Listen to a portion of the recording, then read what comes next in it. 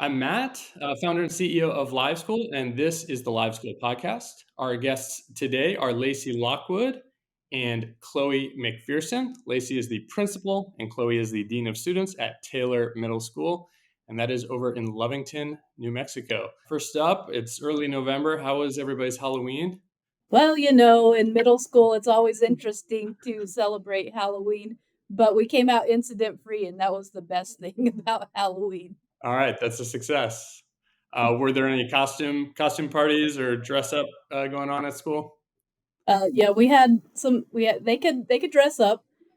We had some inflatable dinosaurs that were actually pretty cute Oh, coming cool. into school. They didn't get to be inflatable dinosaurs in the building, but on the way to school, it was pretty cute to watch them be excited Love it. about being able to show off their costumes. Oh, good! It was great.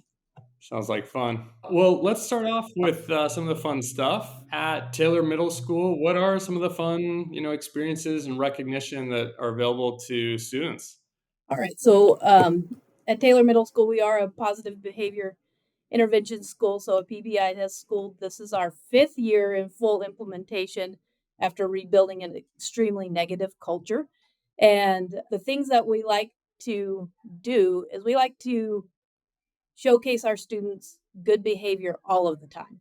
One way that we do that is we have a platinum club, and those are the top 15 positive point winners for the seventh and the eighth grade. We're a seventh and eighth grade school, and the way that we highlight them is really neat, and it's simple and it's easy to do. So I'm going to let Ms. McFearson here talk about our platinum club because she heads that up and pulls all the data every week. And so I think it's something that we need to spend a little bit of time on because it really brings a positive vibe to the school. So, usually Sunday evening, I'll pull the report for our students, and it is seventh grade, there's top 15, and eighth grade, top 15. It ranges anywhere from about 60 points to 100 points, roughly, as of right now, this semester so far. And what we do is we highlight those kiddos. We call them down to the office early in the week, reward them, recognize them. The email is sent out to all of the teachers, and we ask them to, give them a high five or give them some praise in front of the other kiddos, just so they just get that recognition. They also get a star, kind of like Hollywood Boulevard. They get a star, a big die cut about this big. And we put them all around our atrium in the middle of our school. So there's one side for seventh grade, one side for eighth grade. They get their name printed on there. And then at the end of the semester, the whole wall is full, and we let them take those home to show their parents. We also take a weekly picture, and those seventh grade picture and an eighth grade picture. And that's highlighted in our School Scoop, which is our digital newsletter. So that goes out to all students, all teachers, and all parents and guardians. So we think that's a good way to get a little extra praise for these well-behaved kids that are going above and beyond in our school. So at that time, when I call them down, we tell them that their name's going up on the wall of fame kind of thing. And they also get a little envelope of coupons. And most of these things cost nothing to us. They are a little coupon maybe to walk the mile in PE class rather than run that week, or a free pencil or a free bookmark. We also have a free skip to the front of the line coupon for lunch, which they love. They use that one probably most frequently. And then maybe a free answer on a quiz for one teacher, and the teacher will take that and help them with that. We added a few new ones this semester. Take an Uber to class, where the principals will roll the student to class. We've only had one turned in so far, so I don't know if they're embarrassed or they don't think it's that cool. But these are no cost things to us that our students really enjoy. And so they each get their own personalized little envelope, and they're kind of randomly done. So That is so creative. It's yeah, really a it's been whole. fun. We're always trying to add new things. So Yeah. I've got to ask, well, I have a couple of questions. One, the weekly picture, is it a serious picture or a silly picture? mostly serious. Well, I try to make them smile, but most of them are really proud of those envelopes and they'll hold them up in the pictures. So Yeah, that's so cool, especially at that age, just having a visual, that's gotta really make it more fun. And who came up with all this? I mean, it sounds like there's so many benefits of being in the Platinum Club.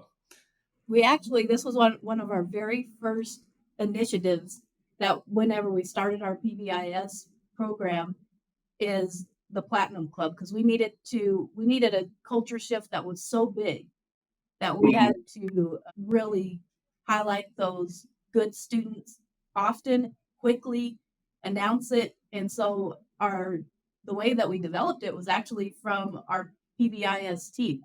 And we're like, what's the best thing that you could say? Like, what's the, and we came up with the Platinum Club. And so the Platinum Club really is something like the highest thing that you can get. And we do celebrate that often. And it really has, it's held even coming straight out of like the COVID year. We never let that go. We've always put it as one of the pinnacles that we have to reach, and we get that done every single week. And then our biggest thing that our digital newsletters really amplified is that we get to send it out. And so it's not just contained within the walls of the school, it goes out to, like Ms. McFearson said, parents, guardians, school board members, cabinet, that's the upper administration, other kids see it, teachers see it. I mean, if you can find access to it, then you're going to see that we have some really good kids, and that's what we like to highlight. But yeah, so it was a whole team. It was the PBIS team. We put it together every year. We spend a little bit of time on the refinement of what the Platinum Club looks like, but it's one of our foundational pieces that is part of the core of making this program successful. I think one other thing to note, though, is I always ask when I call them down for their picture is whose first time is this on Platinum Club? And they're so excited to raise their hand, but there's always new people. It's not always the same people. So I think that's kind of nice. We also are so proud that we have special ed students on there, English language learners that may struggle sometime in the classroom. They're on there. So it's just a great variety of kids that often incorporates new kids each week. So that's really cool to see. Yeah. It's so hard to keep an initiative going year after year in a school and keep it consistent, but also keep it fresh. And it sounds like you've done that. I mean, I bet there's students who now their whole time at your school, there's been Platinum Club. So it's like, it's probably something they tell their sibling about and things like that. That's just so cool. All right, so let's talk a little bit more about the process, just like the journey of what it's been like to put all this in place. Did you have it all figured out on day one, or has it been some learning and teamwork to figure it out? Yeah, it's been a lot of learning and a lot of teamwork. But let me just frame this for you because this is a really important. Is that whenever I got here 6 years ago, this was identified as one of the worst middle schools. Our community, we only have one middle school, 7th and 8th grade. We have a 6th grade academy, but people were afraid to bring their kids here. It wasn't a great environment. We had some teachers that were negative, very, very negative. It just flowed over to the kids that were negative.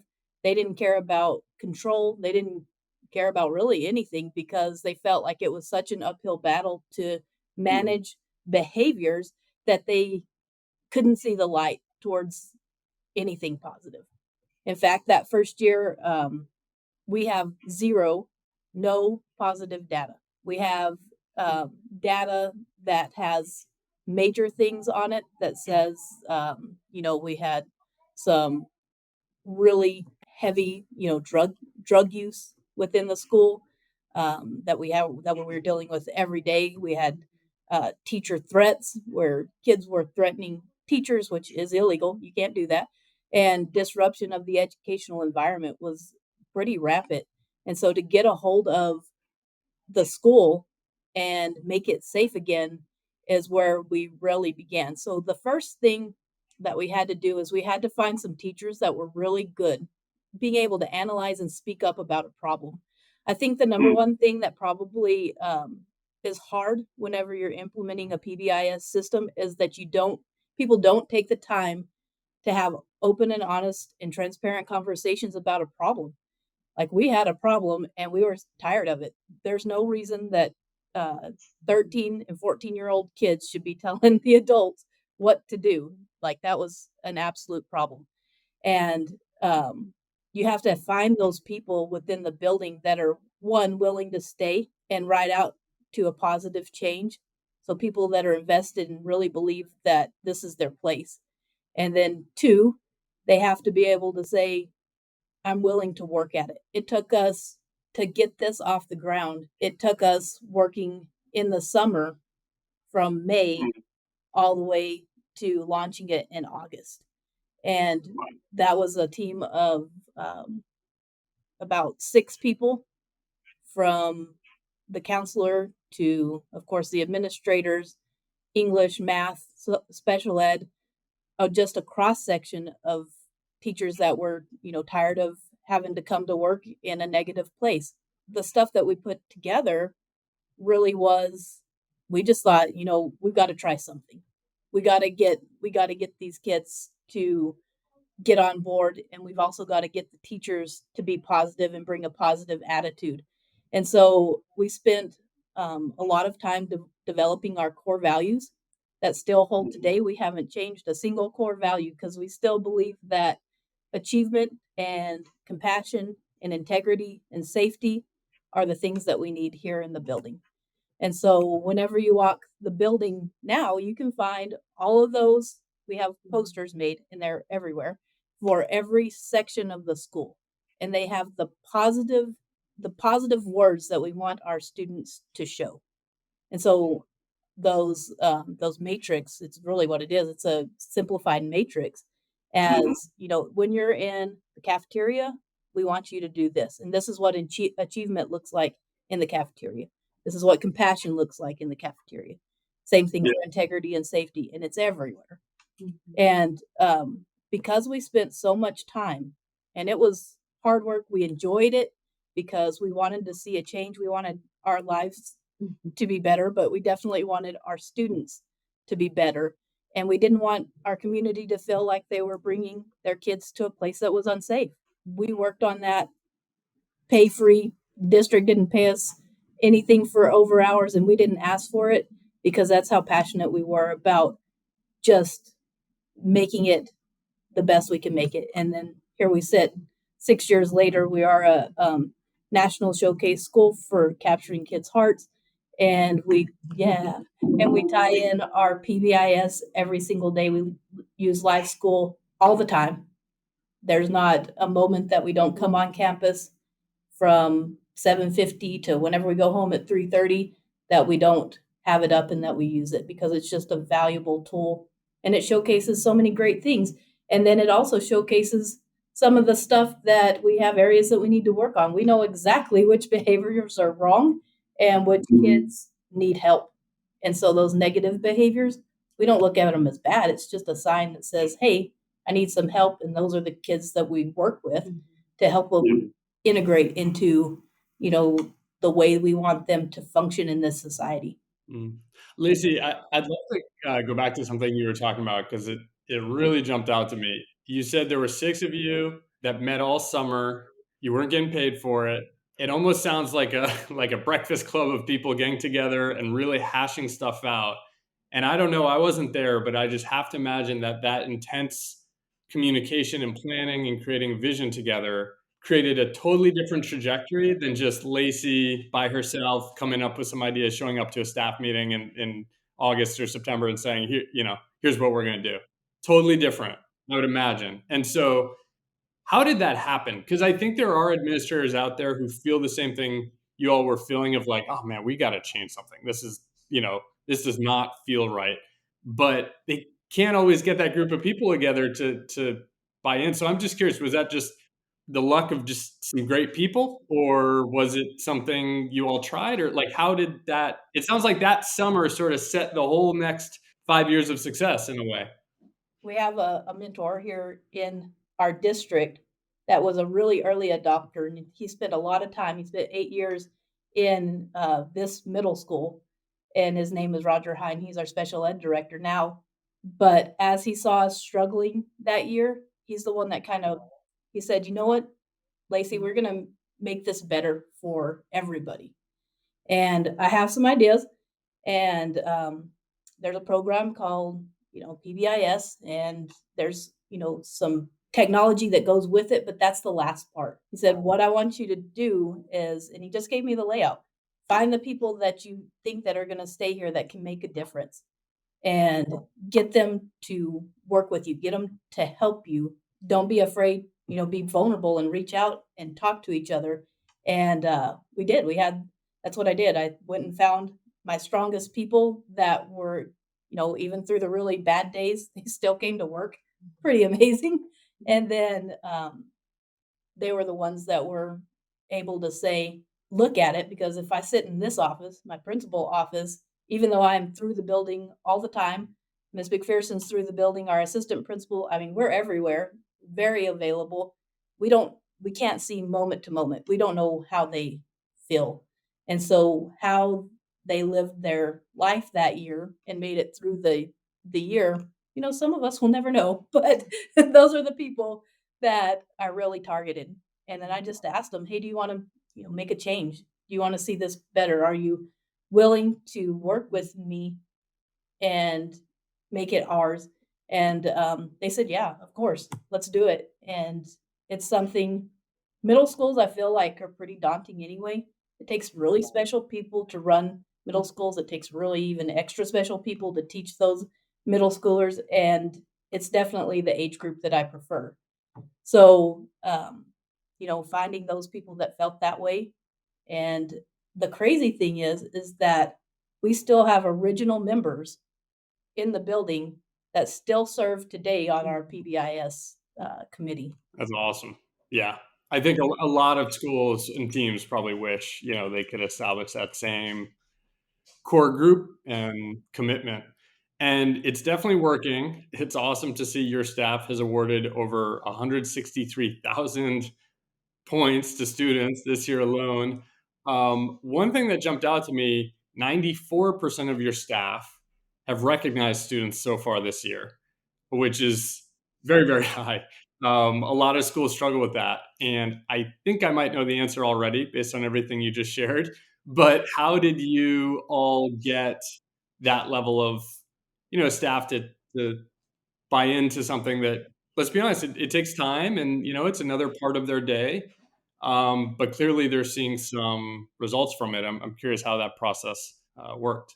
Here's the thing is that as we've been through, the years in the past, we had to really, and this is really what it comes down to, is that we together have been extremely intentional about hiring people.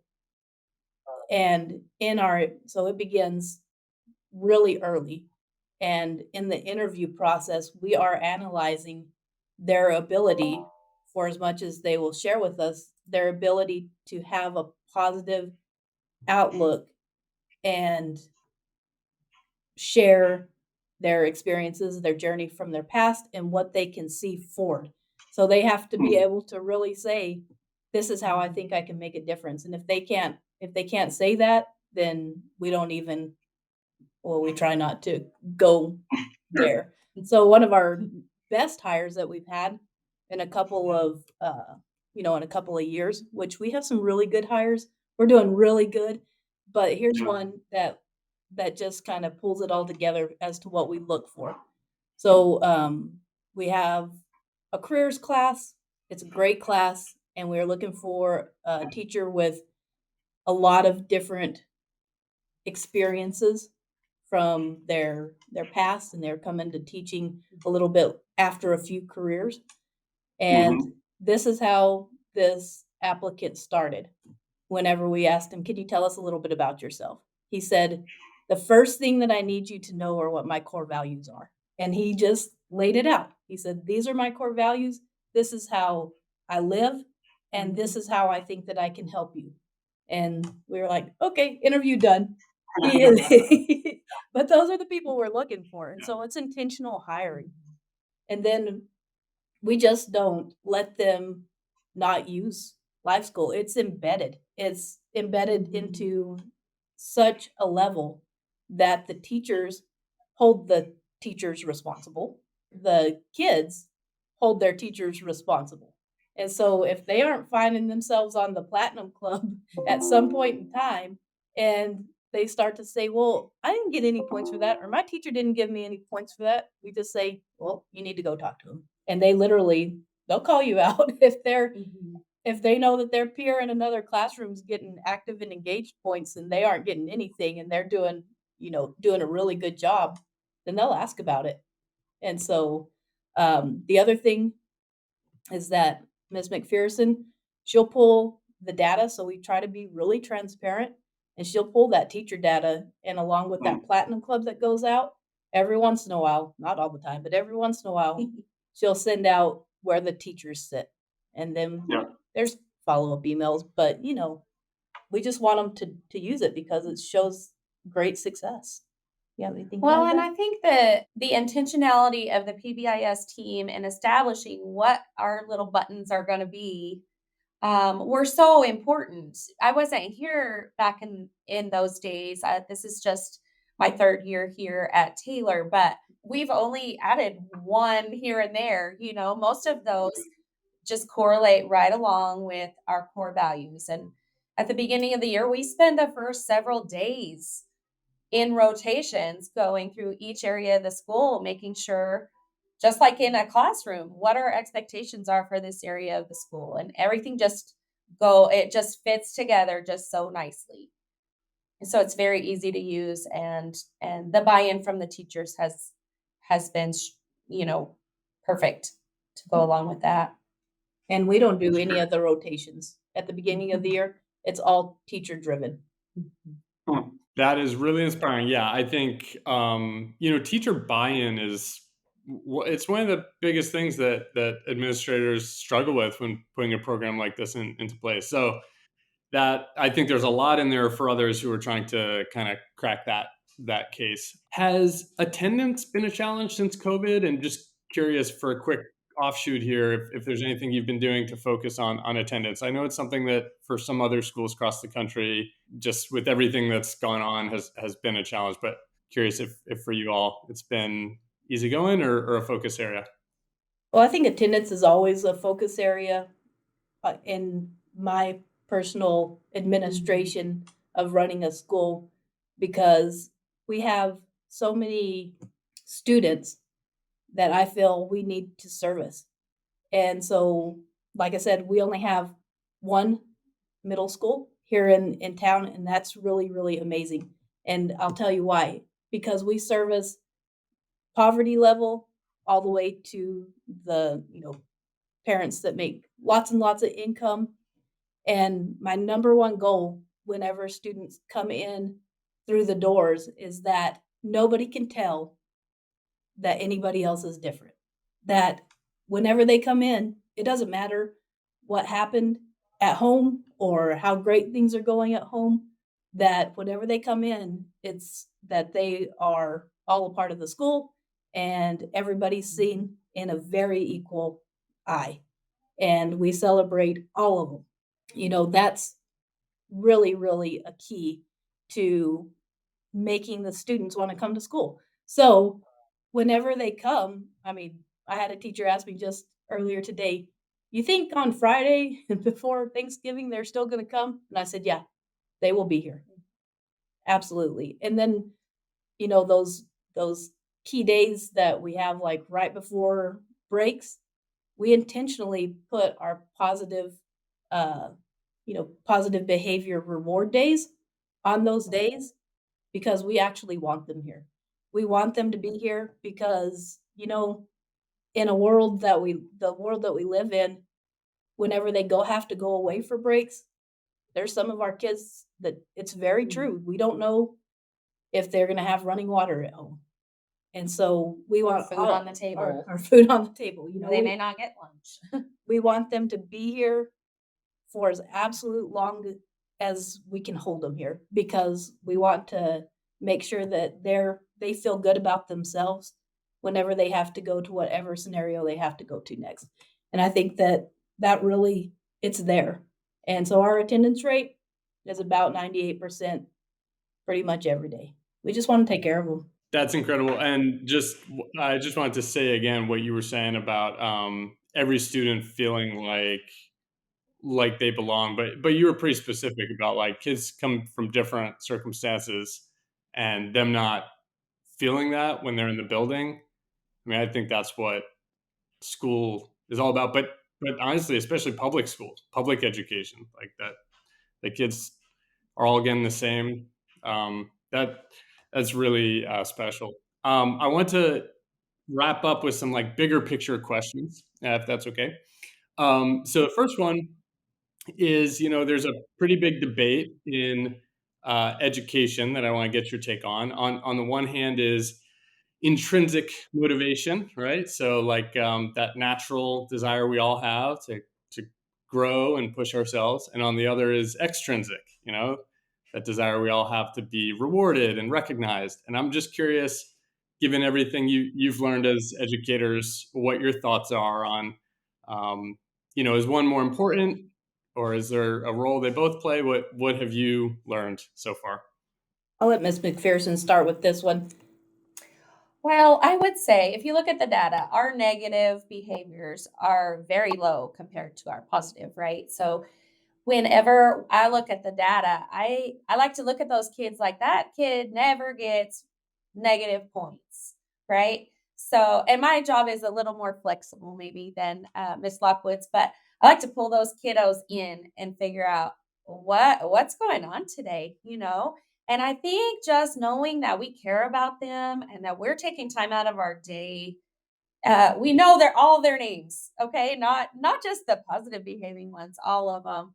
And so I think pulling them in and having those honest conversations, like what's going on? Are you having friend issues? Are you having girl drama, boy drama? Is something going on at home? I think that they can see that we truly care about them and that we want what's best for them, and we're going to help them along the way. And that the office is not just a place for discipline. It's a place where you can come to ask for help or just a little break. Like I'm just really upset. I just need a minute, or I need a granola bar. So I don't know if that really answered the question, but I think what Ms. McPherson just explained is what leads our internal or our intrinsic motivation. So at the beginning of the year, we try to do quite a little bit more, of the external motivation to get them, bought in to feel what it feels like to be successful. And once we get that feeling established towards the end of the year, it really is on autopilot, those balances, but we try to keep them, a little bit balanced to where at the beginning, you're coming off of summer, they're not really wanting to come back to school just yet. But whenever we start to showcase, this is how it feels to be at Taylor Middle School, and we have those extrinsic pieces, and then they feel it, it becomes intrinsic to where we want them to be able to move, into the next grades, having that self-confidence of just, I can do this because I've been shown that I can, but I know how it feels. And so, I think that the debate really should end at, it's got to be balanced. If you have an unbalanced system and all you're doing is treating, when you start to treat and you haven't built the intrinsic, positive, then that's going to fall apart. You're going to start to see that disintegrate. It's because that in my mind, not that I'm an expert by any means, but in my mind, it's you haven't built that foundation equally. And so, this is LiveSchool is a great tool that I think that we maximize really, really well. But what this has allowed me to do as a leader, and this is very interesting, is that now that we've spent so much time building this positive culture, we have a problem, and it's student apathy in completing work. That was our problem. So they felt good about about what they were doing. They felt good in the classroom, but they weren't always finishing that work at the level that, we could push them to. And so we were able to bring in another tool to layer on top of what our PBIS foundation is, and that's called the Power of ICU. That's a tool that is designed to defeat student apathy in the classroom. And what it is it's a list. Teachers put in a list, put in the kids. It's a database. It's a database, and it really is. It's a list. And it's the most powerful academic thing that I've found, because the list is transparent and it goes to, just like we do with our PBIS stuff, it goes to everyone. So it goes to the teacher, it goes to the kid, it goes to the parent, it goes, if they have a guardian, if they have an aunt that they want that information to go to. But as soon as students input the data and put these kids on the list, then everybody knows. But the other thing that ties in real nicely with what we've already developed in our baseline and is that when the students finish their work, everybody else that got the notification that they hadn't done something, they get the notification, congratulations, you have done it. You've completed this. And so without our work the past 5 years in building a culture of, positivity and getting those teachers to believe that there's some good in what we're doing for the goodness of our world and our kids, then we could have never put that on top of it. So we're thankful for LiveSchool and the ability that y'all give us to have this tool that's so useful. And it really has, transformed the way that we can look and identify and help kids and teachers as well, because that's just simple and it's designed easy to use and gives you data points that, other programs can't. But now we don't even bother reporting the negative data, because the positive data is just so much more fun. Well, we're super happy that we can play a small part, but as I think the way you said it is so true. The tool or the technology, it's kind of one of the last steps. It's really that foundation of your values and working together, and the communication and collaboration that makes what you do possible. So thanks for the shout out, but really happy to just play a small part. It's been so great to talk to you both. So thank you. It's also really nice to have both of you on and kind of hear about the different, tag teaming and teamwork that has gone into this. If a listener had a question or wanted to follow along with what's happening at your school, anywhere they can reach you or follow along? If you search Lovington Schools in New Mexico, Lovington Schools, and we have a nicely rebuilt, freshened up web page, and you go up at the very top, go to campuses, go to Taylor Middle School. First off, you can see our S'mores, our digital newsletter that Ms. McFearson puts out every single month. And that's awesome. Check it out. It's powerful. And then emails are probably our best thing. And we can say that right now, and y'all can jot it down if you need to. Mine is Laci Lockwood, LaciLockwood, all together. Doesn't matter if it's uppercase or anything, just all together at lovingtonschools.net. And mine is Chloe, CHLOE, McPherson, McPherson, all one word, at lovingtonschools.net. And there should be links on that homepage too. Yeah, there should be. I am definitely going to check out the newsletter. I can't wait. And thank you both so much for your time, and keep doing what you're doing. Yeah, thanks for having us on. It was so much fun. And Yes. Anybody, we're here to answer questions. We're not the experts, but we sure love what we're doing here for kids.